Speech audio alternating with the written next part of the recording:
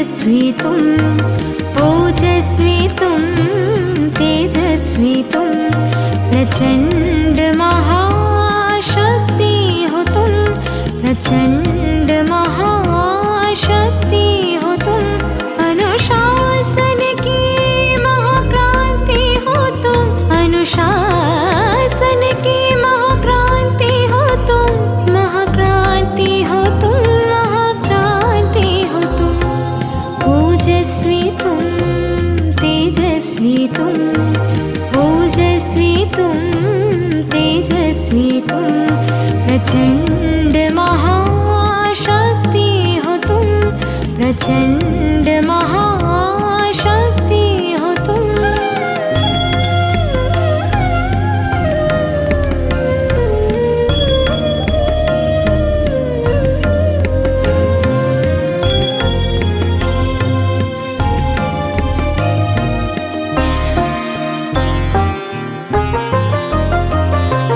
ज्वाला सी जलती मशाल हो तुम, आत्मोन्नति के पथ में बढ़ते चलो तुम, बढ़ते चलो अंधकार मिटाते चलो तुम।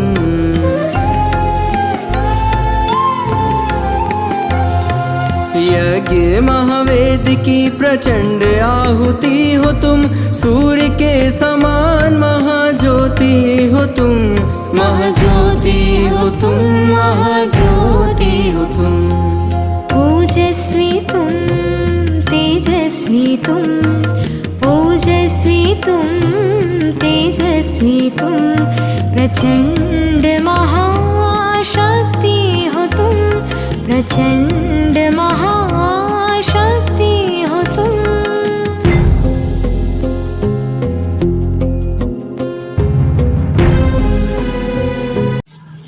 ஓம் சாந்தி. 108 நாள் அவ்வியக்த பட்டியில் இன்றைக்கி 47வது நாள்.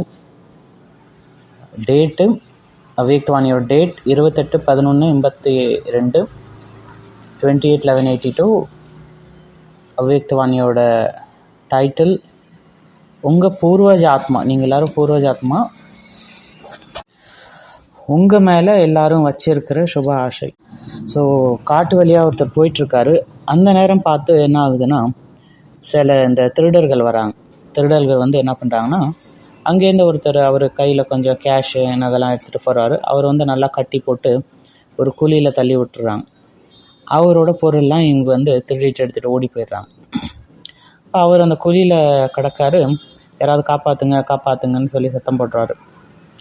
அப்போ அங்கேருந்து ஒருத்தர் போகிறார். அவர் என்ன பண்ணுறாரு, குழி கொஞ்சம் ஆழமாக இருக்கனால இவர் போய் ஒரு கயிறு எடுத்துகிட்டு வந்து அந்த கயிறை மரத்தில் கட்டி முதல்ல இவர் இறங்கி அவர் கயிற்றை அவுத்துட்டு அப்புறம் அவரையும் காப்பாற்றி மேலே கூட்டிகிட்டு வர்றார். ஸோ அப்போ பாருங்கள், அதே கயிறு தான் அவரை கட்டி கீழே தள்ளினாங்க, அதே கயிறு தான் அவரை காப்பாற்றவும் செஞ்சது. அதே மாதிரி இங்கேயும் எந்த விஷயம் நமக்கு துக்கத்துக்கு காரணமாக இருந்ததோ அதையே நம்ம சுகத்துக்கு காரணமாக மாற்றும். எந்த பந்தனம் நம்மளை கீழே தள்ளிச்சோ அதையே வந்து மேலே சுதந்திரமாகறதுக்கான காரணமாக மாற்றிக்கணும். ஸோ எது வந்து நம்மளை கீழே தள்ளுறதுக்கான காரணமாக இருந்தோ அதையே வந்து நம்ம இப்போ வந்து மேலே எந்திரிக்கிறதுக்கான காரணமாக மாற்றிக்கணும். அப்போ எதனால் கட்டப்பட்டிருக்கோமோ அதை வச்சே நம்ம வந்து சுதந்திரம் ஆகிறதுக்கான ஒரு யுக்தியை உருவாக்கிக்கணும். இன்றைக்கி உலகமும் கட்டப்பட்டிருக்கு. இந்த விகாரங்களால், பலகீனங்களால், இது எல்லாத்தானாலையும் கட்டப்பட்டிருக்கு. ஸோ அப்போ நம்ம தான் வந்து அவங்கள அந்த குழியிலேருந்து காப்பாற்றணும். அந்த துக்கம், வலி, வேதனை இது எல்லாத்துலேருந்து நம்ம தான் காப்பாற்றணும். ஏன்னா இன்றைக்கி உள்ள உலகத்தில் மோஸ்ட்லி எல்லார்ட்டையும் எல்லாமே இருக்குது.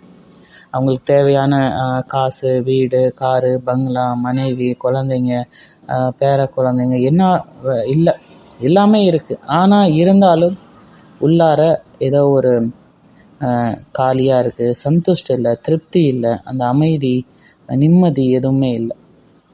எதெல்லாம் வந்து கிடைச்சா சுகமாக இருக்கும்னு நினச்சி அலைஞ்சாங்களோ ஸ்தூல பொருட்கள், அது எல்லாமே அவங்க முயற்சி பண்ணி அடைஞ்சிட்டாங்க. ஹார்ட் ஒர்க் பண்ணி சம்பாரித்து வீடு, வாசல், மனைவி எல்லாமே வந்து இதாகிடுச்சு. பட் ஆனால் சாதனங்கள்னால அவங்களால முழு சுகம் கொடுக்க முடியல. அந்த துக்கம் அங்கே தான் இருக்குது. சரி, தீர்த்த ஸ்தலத்துக்கு போயிட்டு வந்தால் எல்லா துக்கமும் போய்டும்னு பார்த்தா அதுவும் வந்து அந்த அந்த டைம் கொஞ்சம் இதாக இருக்குது. அப்புறம் மறுபடியும் வந்தால் அந்த துக்கம் அப்படியே தான் இருக்குது. ஸோ அப்போ இந்த உலகத்தில் சுகம் எங்கே இருக்குது, எதில் சுகம் இருக்குது, அது வந்து ஒரு கஷ்டமான விஷயந்தான். ஏன்னா எல்லாமே மாறிக்கிட்டே இருக்குது, எல்லாருமே மாறிக்கிட்டே இருக்காங்க. ஸோ அதனால் இதை கேட்கும்போது நம்ம எல்லோரும் அவ்வியக் ஸ்திதியில் இருந்தே கேட்கலாம். சாஸ்திரங்களில் வந்து பார்த்திங்கன்னா உலகத்தை வந்து ஒரு மரத்தோட கம்பேர் பண்ணியிருக்காங்க. கீதா, வேத, பஞ்சதெல்லாம் கூட இதை எழுதியிருக்காங்க. அதாவது இந்த உலகம் வந்து ஒரு தலைகீழ மரமாக மேலே இருக்குது அப்படின்னு.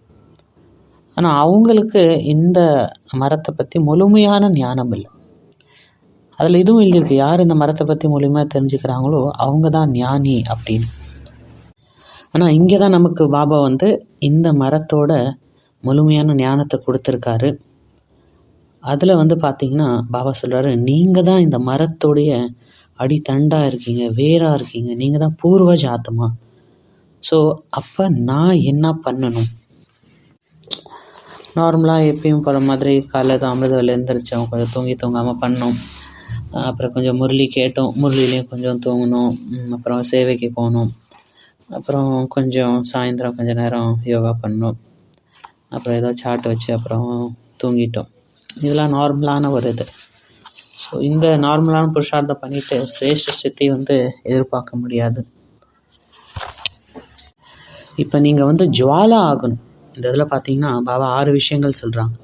ஜுவாலா ஆகி நீங்கள் உலகத்துக்கு வழி காமிக்கணும், யாத்திரிகளுக்கு வழி காமிக்கணும். இந்த பாட்டு கூட இருக்குது இல்லையா, இந்த பட்டியோட ஒரு தீம் சாங் வச்சுருக்காங்க, ஓஜஸ்வித்தும் தேஜஸ்வித்தும்.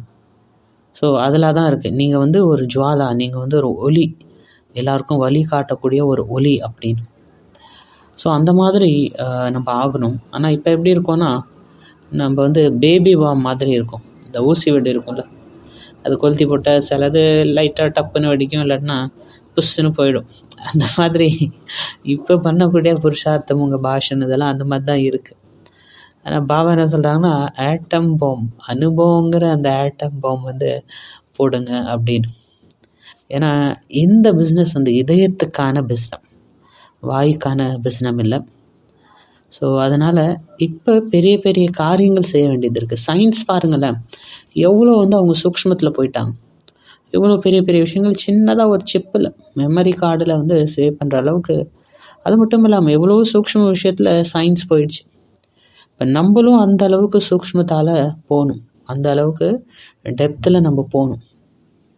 அப்போ தான் வந்து நம்ம இந்த சேவையை வந்து விஸ்வ வரைக்கும் கொண்டு போக முடியும். இன்னொரு விஷயம், எவ்வளோக்கு எவ்வளோ சூக்ஷ்மத்தில் போகிறீங்களோ அவ்வளோக்கு அவ்வளோ சக்திசாலி ஆகுவீங்க. உலகத்தில் கூட நீங்கள் பாருங்கள், எந்த பொருள் வந்து எவ்வளோ சூக்ஷ்மமாக இருக்கோ அவ்வளோ வந்து சக்திசாலியாக இருக்குது. அது எந்த சாதனங்கள் வேணாலும் இருக்கலாம். பட் இருந்தாலும் வந்து பார்த்திங்கன்னா சயின்ஸில் அந்த ஆன்மீகம் இல்லாதனால அவங்களுக்கு சாதனங்கள்லாம் இருக்குது, காரு, வீடு, பங்களா எல்லாமே இருக்குது. இருந்தாலும் அது வந்து ஏதோ அல்ப காலம் சுகம் கொடுக்குது, அதுக்கப்புறம் அதுவே துக்கத்துக்கான காரணமாயிடுது. ஒரு நாய் வந்து அதுக்கு வந்து ரொம்ப பசியாக இருக்கும்போது ஒரு எலும்பு கிடைக்குதா, அந்த எலும்பு போய் அது கடிக்குது. இப்போ கடிக்கும்போது என்ன ஆகுதுன்னா, அந்த எலும்பில் ஒன்றும் இல்லை, ஆனால் அந்த எலும்பு வந்து இதோட வாயில் குத்தி ரத்தம் வருது.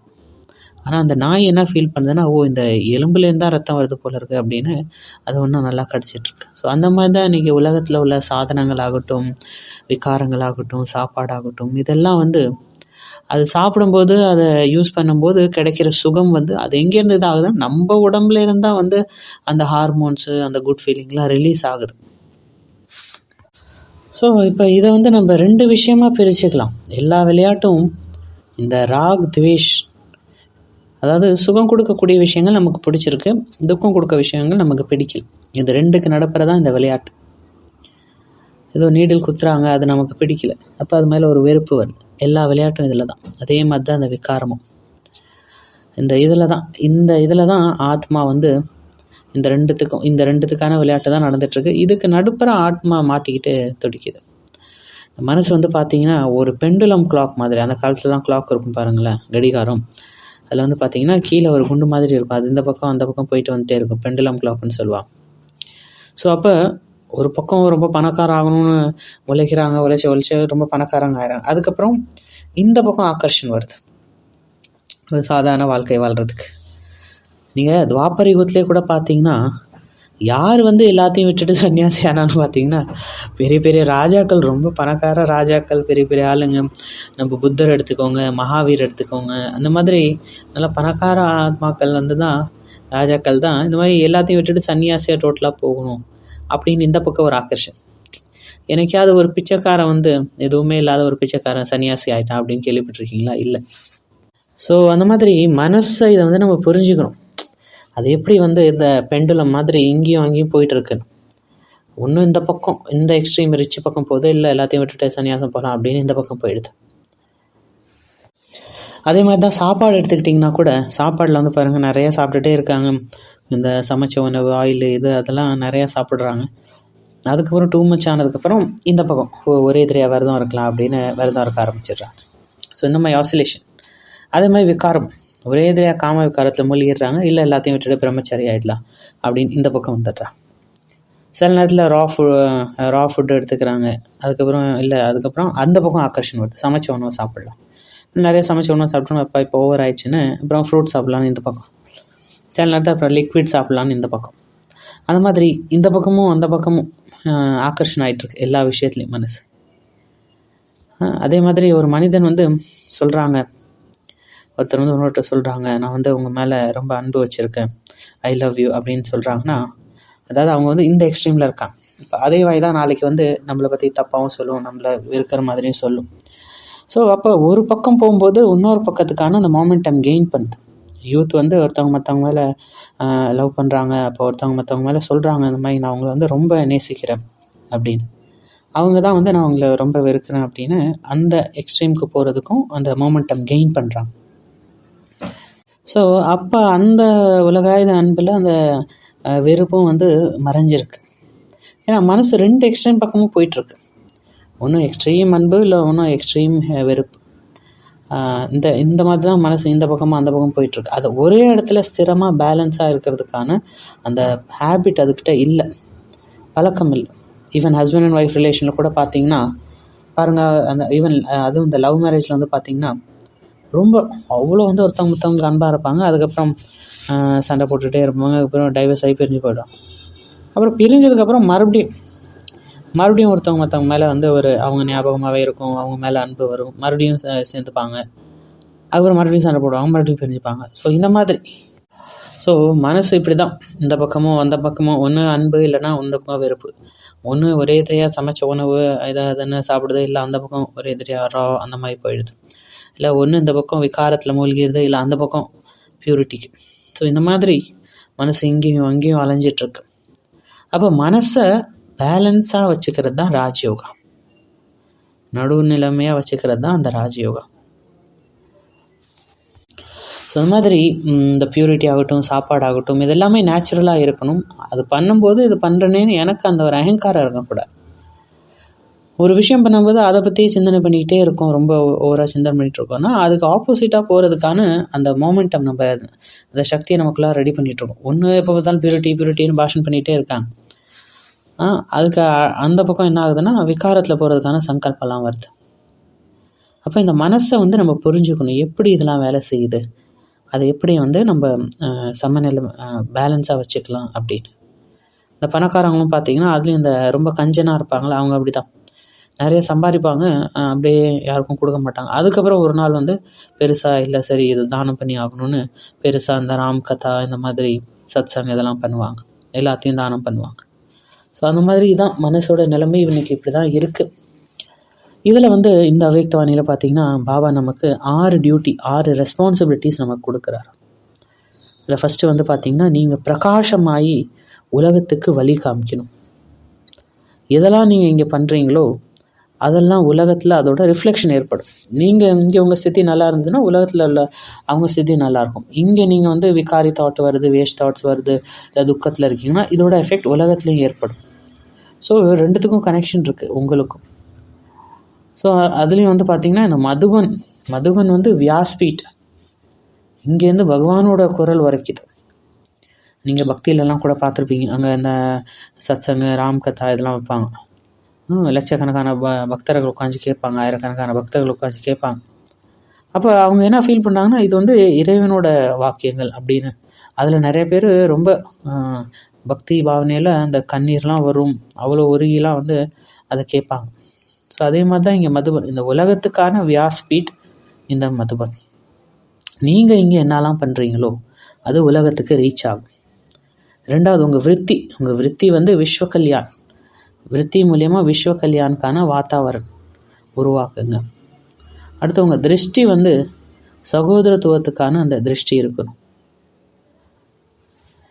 அப்போ உங்கள் அந்த தூய்மையான திருஷ்டி வந்து உலகத்துலேயும் தூய்மையான அந்த ஸ்மிருதி எல்லாருக்குள்ளாரையும் ஒரு விழிப்புணர்வு கொண்டு வரும். இப்போ உதாரணத்துக்கு இப்போ நீங்களே வந்து தேகபானத்தில் இருக்கீங்க, இல்லை இவங்க கருப்பு, இவங்க வெள்ளை, இந்த ஜாதி, கீழ் ஜாதி, மேல் ஜாதி, இவர் இந்த ஸ்டேட்டை சேர்ந்தவங்க, இவங்கெல்லாம் இப்படி தான் எப்போ பார்த்தாலும் அப்படின்னு அவங்கள பற்றி நம்ம இந்த மாதிரி நினச்சிருக்கோம்னா உலகத்தில் உள்ளவங்களும் அந்த மாதிரி தான் இருப்பாங்க. அப்போ இந்த மாதிரிலாம் நம்ம பண்ணாமல் நம்ம வந்து யூனிவர்சல் பிரதர்ஹுட், எல்லாருமே சகோதர ஆத்மாக்கள், எல்லாமே நம்ம ஒரு குடும்பத்தை சேர்ந்தவங்க, நம்ம எல்லாரும் ஒரு பாபாவுடைய குழந்தை, அந்த ஃபீலிங் இருக்கும். அடுத்து வந்து பார்த்திங்கன்னா பாபா சொல்கிறார், அதே மாதிரி நீங்கள் எப்பயுமே பாபா நினைவில் இருக்கும்போது என்ன ஆகும்னா உலகத்துக்கும் பாபா வந்துட்டாருங்கிற அந்த மெசேஜ் கிடைக்குமா. இப்போ ஏன் வந்து இது வரைக்கும் எல்லாருக்கும் மெசேஜ் போய் சேரலைன்னா அதுக்கு ஒரு காரணம் நான் தான், இன்டைரக்டான காரணமும் நான் தான். ஏன்னா நான் வந்து அதிக நேரம் பாபா நினைவில், அதனால் எல்லாருக்கும் மெசேஜ் போய் சேரலை அப்படின்னு. அடுத்து பாபா சொல்கிறாரு, உங்களுடைய சிரேஷ்ட கர்மம் உலகத்தில் வந்து பார்த்திங்கன்னா சுப ஆசையை உருவாக்கும், ஒரு ஹோப், ஒரு ஊக்க உற்சாகம் கொடுக்கும் உங்கள் கர்மம், சிரேஷ்டமான கர்மம். ஸோ அதனால் உங்கள் திருஷ்டி, விருத்தி, சங்கல்பு இது எல்லாத்தையும் சிரேஷ்டமாக வச்சுக்கோங்க, அதை இன்னும் அதிகமாக பண்ணிட்டு போங்க. ரெண்டாவது இங்கே பாபா சொல்கிறாரு, நான் வந்து பேஹத்கே புஜர்கு பண், அதாவது நான் வந்து முதியோர். என்ன மாதிரி முதியோர்னா பேஹத்க்கு, எல்லைக்கு அப்பாற்பட்ட முதியோர், அந்த ஸ்திதியில் இருங்க. அப்போ அந்த பரிபக்குவம், அந்த பக்குவத்தன்மை தானாக வந்துடும். இப்போ வீட்டில் கூட பார்த்தீங்கன்னா தாத்தா பாட்டி இருக்காங்க, அவங்க அந்த பேரை வந்து அவங்க மேலே ஏறுவான், முடியை பிடிச்சி இழுப்பான், இல்லாத சேட்டெல்லாம் பண்ணுவான். ஆனால் இருந்தாலும் இவங்களுக்கு கோபம் வராது, இன்னும் தான் சந்தோஷப்படுவாங்க. பேரை இப்படிலாம் பண்ணுறானே பாருங்கள், இப்படி பண்ணுறான் அப்படி பண்ணுறான் அப்படின்னு இன்னும் சந்தோஷமாக, ரொம்ப அன்பாக சந்தோஷமாக அதை அக்செப்ட் பண்ணிப்பாங்க. ஸோ அந்த மாதிரி நீங்களும் இப்போ அந்த உயர்ந்த ஸ்திதியில் வந்துடணும். யார் அவங்க பார்த்தாலும் அவங்களுக்கு ஃபீல் ஆகும், நீங்கள் யாரை பார்த்தாலும் உங்களுக்கும் இது ஃபீல் ஆகும்னா இவங்க எல்லாருக்கும் இல்லை பூர்வஜ ஆத்மானா அப்படின்னு. ஒரு வாட்டி பார்த்திங்கன்னா குல்ஜார் தாதி இருக்கும்போது அவங்க அதை சொல்லிகிட்டு இருந்தாங்க. சில சின்ன சின்ன குமாரிஸ் வந்து தாதிகிட்ட சில கம்ப்ளைண்ட் எடுத்து வந்தாங்களாம், அவங்க சீனியர் சிஸ்டரை பொறுத்து. இப்போ தாதி அவங்கள்ட்ட அதான் சொன்னாங்களாம், அதாவது நீங்கள் இப்போ வந்து அந்த சின்ன குமாரிகிட்ட தாதி சொன்னாங்களே, நீங்கள் வந்து அம்மாவாகி அந்த பெரிய சிஸ்டருக்கு பாலனை கொடுங்க மனசால, இல்லை ஸ்திதிக்கான தான். அப்போ வந்து நீங்கள் சிடுசிடுன்னு ஆக மாட்டீங்க அப்படின்னு. ஸோ உலகத்தில் கூட வந்து பார்த்திங்கன்னா யாரோ ஒருத்தவங்க சிடுசிடுன்னு ஆகுறாங்க, கோவப்படுறாங்க, இல்லை ரொம்ப கம்ப்ளைண்ட் பண்ணிக்கிட்டே இருக்காங்க அப்படின்னா அவங்களுக்குள்ளார என்ன குறை இருக்குன்னா விட்டாமின் அன்புங்கிற அந்த குறை இருக்குது. ஸோ அப்போ அவங்கள்ட்ட நம்ம வந்து அந்த அன்புங்கிற விட்டாமின் கொடுத்து அதை நிரப்பி தான் நம்ம டீல் பண்ணணும் அவங்க கூட. ஸோ அப்போ இன்னிலேருந்து ஒரு புது ஹோம்ஒர்க் நம்ம ஒன்று பண்ணலாம். என்னென்னா நீங்களே வந்து உங்களுக்கு டாக்டர் ஆகுங்க. ஒரு பேப்பர் எடுத்துக்கோங்க, அதில் நீங்கள் தான் உங்களுக்கு வந்து ப்ரிஸ்கிரிப்ஷன் எழுதுறீங்க, மருந்து மாத்திரை எழுதுறீங்க. எப்படி டாக்டர் வந்து நம்ம போகும்போது எழுதுறாங்களோ அந்த மாதிரி நீங்கள் டாக்டராகி நீங்களே உங்களுக்கு ட்ரீட்மெண்ட் பண்ணுங்கள். ஃபஸ்ட்டு உங்கள் பேரை எழுதுங்க, உங்கள் அட்ரஸ் எழுதுங்க, டேட் எழுதுங்க, அப்புறம் கேளுங்க என்ன நோய் இருக்குது அப்படின்னு. அதை பற்றி சிந்தனை பண்ணுங்கள், இதுக்கு என்ன வந்து ட்ரீட்மெண்ட் தரலாம் அப்படின்னு. இப்போ உதாரணத்துக்கு இங்கே 2 சொல்கிறோம், மற்ற 2 இதை நீங்கள் ஹோம்ஒர்க்காக பண்ணுங்கள். உதாரணத்துக்கு ரொம்ப ஸ்ட்ரெஸ்ஸாக இருக்குது, டென்ஷனாக இருக்குது அப்படின்னா நீங்கள் உங்களுக்கே ட்ரீட்மெண்ட் கொடுங்க. என்னென்னா மருந்து எழுதுங்க. மருந்து என்னென்னா ஒரு ஆழ்ந்த மூச்சு எடுத்துகிட்டு ஃபீல் பண்ணுங்கள், நான் வந்து ரொம்ப அமைதியான ஒரு உயிர், அமைதி தான் என்னுடைய குணம், அமைதி தான் என்னுடைய தர்மம், என்னானாலும் நான் அமைதியாக இருக்கணும். பிரச்சனைகள் வந்து அது வந்து டெம்பரவரி, நிலை இல்லாதது, இப்போ வரும் நாளைக்கு போய்டும், அது வந்து நிலை இல்லாதது. ஆனால் என்னுடையது வந்து அமைதி. ஸோ இதை வந்து நீங்கள் ஃபீல் பண்ணணும். இந்த மாத்திரையை நீங்கள் எடுத்துக்கணும், அமைதிங்கிற அந்த மாத்திரையை எடுத்துக்கணும். எத்தனை வேலை எடுத்துக்கணும்? 3 வேலை எடுத்துக்கணும். எத்தனை நாளைக்கு? 7 நாளைக்கு எடுத்துக்கணும். அப்புறம் இதை வந்து நோட் பண்ணிக்கோங்க. அப்புறம் 7 நாள் கழித்து பாருங்கள், என்னோடய ஸ்ட்ரெஸ்ஸு, டென்ஷன் வந்து எந்த அளவு வந்து குறைஞ்சிருக்கு அப்படின்னு. இப்போ மெடிக்கலில் வந்து பார்த்திங்கன்னா மெடிக்கல் டேர்ம்ஸில் இருக்கும். அதாவது ஒரு மாத்திரை ஒரு வேளை எடுத்துக்கணுன்னா ஓடின்னு சொல்லுவாங்க, 1 time a day அப்படின்னு. 2 வேளை எடுத்துக்கணுன்னா பிடி, 3 வேளை எடுத்துக்கணுன்னா டிடின்னு, 3 time a day அந்த மாதிரி. ஸோ இந்த மாதிரி மெடிக்கல் டேர்ம்ஸ்லாம் நிறையா இருக்குது. அது கூட நீங்கள் எடுத்துக்கலாம். இந்த அமைதிங்கிற மாத்திரையை 3 வேளை எடுத்துக்கணும் அப்படின்னு. அடுத்து வந்து பார்த்திங்கன்னா, நான் ஹாஸ்பிட்டலில் போயிட்டுருக்கும்போது ஒரு பேஷண்ட்டுக்கு வந்து டிடிஎஸ்ன்னு எழுதியிருந்தது. டிடிஎஸ்னால் 3 வேளை அந்த மாத்திரை கொடுக்கணும். அவர் ஹெல்த்து நல்லா ஆகிட்டு இருக்கனால நான் சொன்னேன், இன்னொரு டாக்டர் சொன்னேன், டாக்டர் இவருக்கு வந்து பிடி கொடுத்துருங்க அப்படின்னு. ஆக்சுவலி பிடினா 2 வேளை. ஆனால் அவர் என்ன பண்ணிக்கிட்டாருன்னா, குடிக்கிற சிகரெட்டு பீடி அந்த காஜா பீடி போல் இருக்குது அப்படின்னு நினச்சிட்டு அவர் சொன்னார், டாக்டர் நான் பீடிலாம் குடிக்கிறதில்ல அப்படின்னு. ஸோ அந்த மாதிரி. ஸோ அதனால் இன்றைக்கி வந்து நீங்களே வந்து உங்களை டயக்னைஸ் பண்ணுங்கள். நீங்களே வந்து உங்களுக்கு பாருங்கள், எனக்கு என்ன நோய் இருக்குது, என்ன மனநோய் இருக்குது, அதுக்கு என்ன ப்ரிஸ்கிரிப்ஷன் நான் கொடுக்கலாம். இதை வந்து சோல் ஹீலிங் ப்ரிஸ்கிரிப்ஷன், ஆத்மாவுடைய ஹீலிங் ப்ரிஸ்கிரிப்ஷன் அப்படின்னு. ரெண்டாவது வந்து பார்த்திங்கன்னா, ரெண்டாவது நோய் என்ன எடுத்துக்கலாம்னா, உதாரணத்துக்கு ரொம்ப ஆங்ஸைட்டியாக இருக்குது, ரொம்ப பதட்டமாக இருக்குது அப்படின்னா என்ன ஃபீல் பண்ணுறீங்கன்னா, நான் ஆத்மா வந்து சதா பாபாவுடைய சத்திர சாயால் சேஃபாக இருக்கேன். இந்த ஒரு மாத்திரையை நீங்கள் வந்து 3 வேளையும் எடுத்துக்கணும். எப்போ எடுத்துக்கணும்? 3 வேளையும் எடுத்துக்கணும். ஏதாவது பிரச்சனை வரும்போது அந்த டயத்துலையும் இதை வந்து ஃபீல் பண்ணுங்கள் அந்த மாதிரி. இப்போ இதுலேருந்து வந்து உங்களுக்கு ஹோம்ஒர்க்கும் தரும். ஹோம்ஒர்க்கில் என்னென்னா, நீங்கள் வந்து எழுதணும். இப்போ உதாரணத்துக்கு கோவம் வரும்போது நான் என்ன வந்து ப்ராக்டிஸ் பண்ணணும், அந்த மாதிரி பயம் வரும்போது என்ன ப்ராக்டிஸ் பண்ணணும், இதெல்லாம் வந்து உங்களுக்குள்ள ஹோம்ஒர்க். நீங்கள் ஹோம்ஒர்க்கில் இதை நீங்களே வந்து உங்களுக்கு டயக்னைஸ் பண்ணுங்கள். இப்போ டிப்ரெஷன் நிறையா இருக்குது, அந்த டிப்ரெஷனுக்கு என்ன வந்து ட்ரீட்மெண்ட் கொடுக்கலாம். சில பேர் ஓவர் திங்கிங், அதிகமாக யோசிச்சுக்கிட்டே இருப்பாங்க, சின்ன சின்ன விஷயத்துலையும் ரொம்ப அதிகமாக யோசிப்பாங்க. அதுக்கு என்ன பண்ணுறது? ஒன்றும் இல்லை. இப்போ நம்ம ஹாஸ்பிட்டல்லே வந்து ஒரு பேஷண்ட் வந்து ட்ரீட்மெண்ட்காக வந்திருக்காங்க. உட்காந்துருக்கிற நேரத்தில் வந்து கொஞ்சம் பேனிக் அட்டாக் மாதிரி வந்து வந்துட்டாங்க. ஏங்க அப்படின்னு கேட்டால், என் நம்பர் வருமா வராதான்னு தெரியல, இவ்வளோ ரொம்ப லைன் நின்றுது அப்படின்னு. அதாவது சின்ன சின்ன விஷயம் தான், அதவே வந்து ரொம்ப ஓவராக திங்க் பண்ணி அதில் வந்து அவங்க டிஸ்டர்ப் ஆகிடுறாங்க. ஸோ அதனால் இதெல்லாம் வந்து ஏன்னா பார்த்திங்கன்னா, அந்த பொறுமை இல்லை இன்றைக்கி. ஸோ இது எல்லாத்துக்கும் என்ன ட்ரீட்மெண்ட் கொடுப்பீங்க? ஹோப், இந்த வாழ்கிறதுக்கான ஒரு ஊக்க உற்சாகமே இல்லை. அந்த மாதிரி ஆத்மாக்களுக்கு என்ன பண்ணுவீங்க? ஃபோக்கஸ், கவனம் இல்லை, செல்ஃப் கான்ஃபிடென்ஸ் இல்லை, ரொம்ப பயத்தில் இருக்காங்க. ஸோ இது எல்லாத்துக்கும் என்ன ட்ரீட்மெண்ட் கொடுப்பீங்க நீங்கள்? இதை வந்து நீங்கள் ஹோம்ஒர்க்கில் எழுதுங்க. நீங்களே வந்து உங்களுக்கு டாக்டர் ஆகும். நீங்களே பேஷண்ட் தான், நீங்களே வந்து உங்களுக்கு டாக்டர் ஆகுறீங்க. ஸோ அதனால் இன்றைக்கி உள்ள உங்களுக்கான சமான் வந்து, நான் ஸ்பிரிச்சுவல் ஹீலர். ஒரு கிராமத்தில் வந்து பார்த்திங்கன்னா சர்க்கஸ் நடந்துகிட்டு இருந்தது. அந்த கிராமத்தில் ஒரு சர்ச்சும் இருந்தது. சர்ச்சில் வந்து கன்ஃபெஷன்னு ஒரு ரூம் இருக்கும்.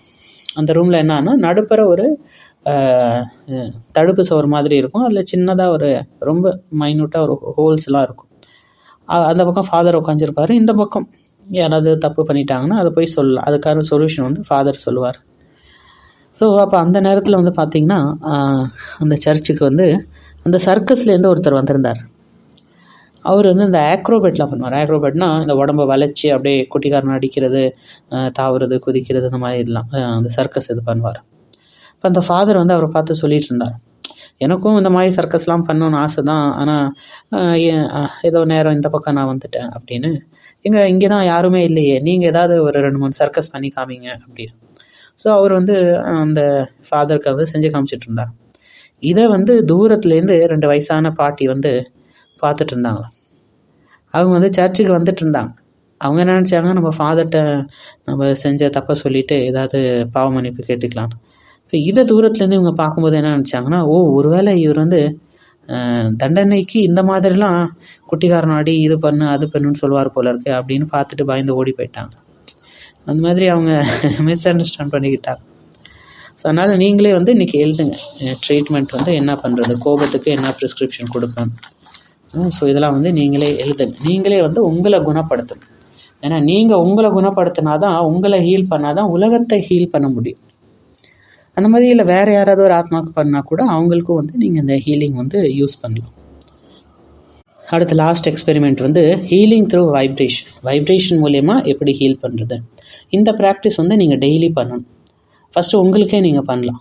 உங்கள் லைஃப்பில் ஏதோ வந்து ஒரு மெடிக்கல் இஷ்யூ இருக்குது, ஏதோ ஒரு வலி இருக்குது. இப்போ உதாரணத்துக்கு முட்டு வலி இருக்குது, இல்லை ஏதோ ஒரு இடத்துல வலி இருக்குதுன்னா அதை வந்து வைப்ரேஷன் கொடுத்து எப்படி நம்ம வந்து சரி பண்ணுறது, அதை வந்து நம்ம இங்கே பார்க்கலாம்.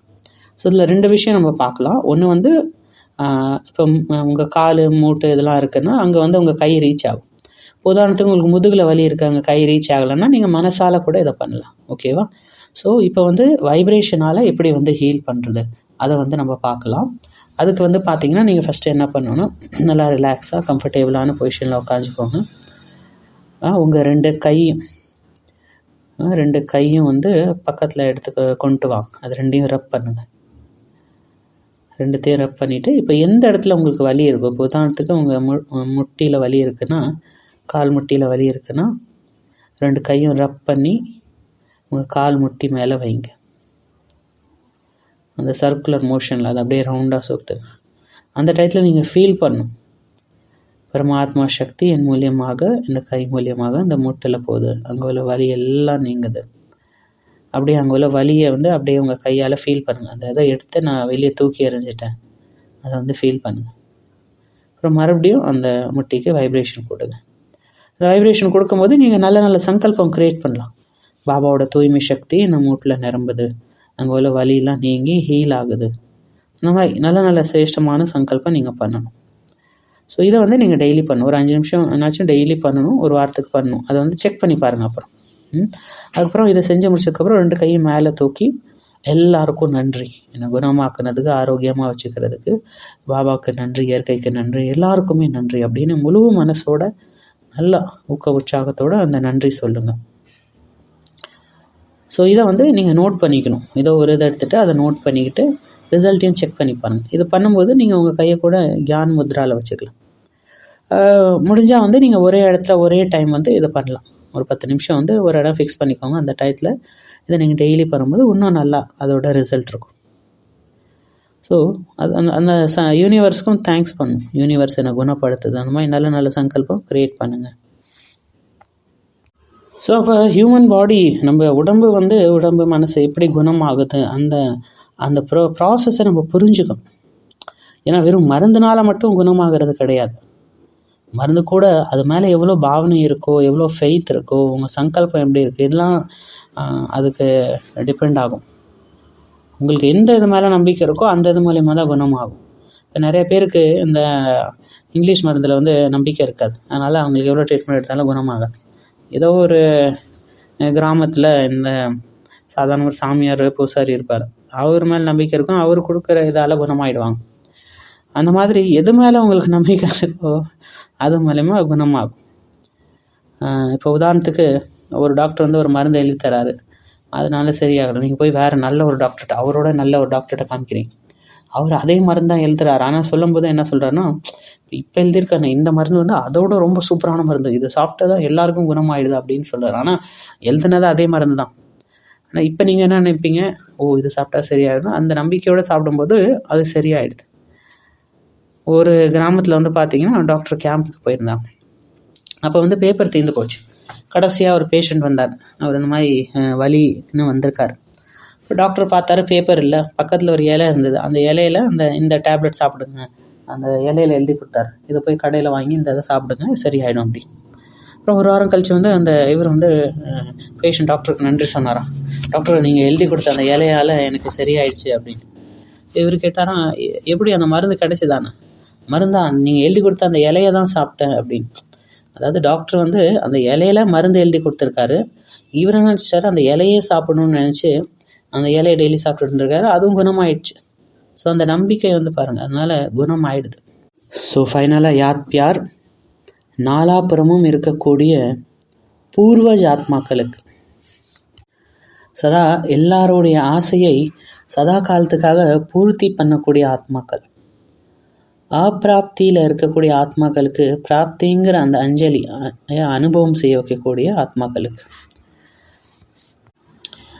வேறு வேறு வழியில் அலைஞ்சிட்டு இருக்க ஆத்மாக்களை எடுத்து ஒரே வழியில் வைக்கக்கூடிய ஆத்மாக்களுக்கு, எல்லா ஆத்மாக்களுடைய மூல ஆதாரம் நீங்கள் தான்.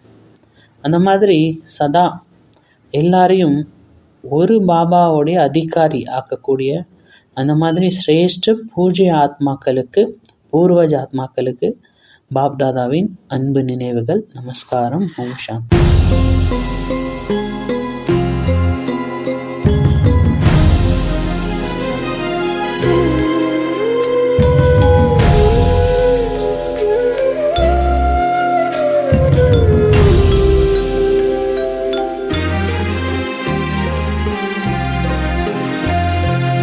ओजस्वी तुम तेजस्वी तुम ओजस्वी तुम तेजस्वी तुम प्रचंड महाशक्ति हो तुम प्रचंड महाशक्ति हो तुम अनुशासन की महाक्रांति हो तुम अनुशासन की महाक्रांति हो तुम महाक्रांति हो तुम महाक्रांति हो तुम ओजस्वी तुम तेजस्वी तुम ओजस्वी तुम तेजस्वी तुम प्रचंड महाशक्ति हो तुम प्रचंड महाशक्ति हो तुम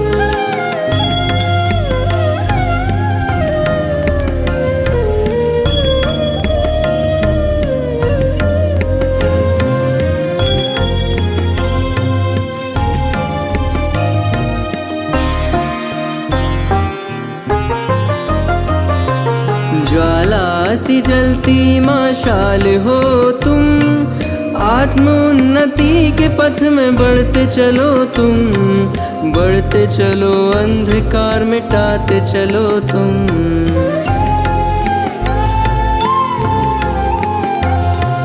यज्ञ महावेद की प्रचंड आहुति हो तुम सूर्य के समान महाज्योति हो तुम महाज्योति हो तुम महाज्योति हो तुम ओजस्वी तुम तेजस्वी तुम ओजस्वी तुम तेजस्वी तुम प्रचंड महाशक्ति हो तुम प्रचंड महा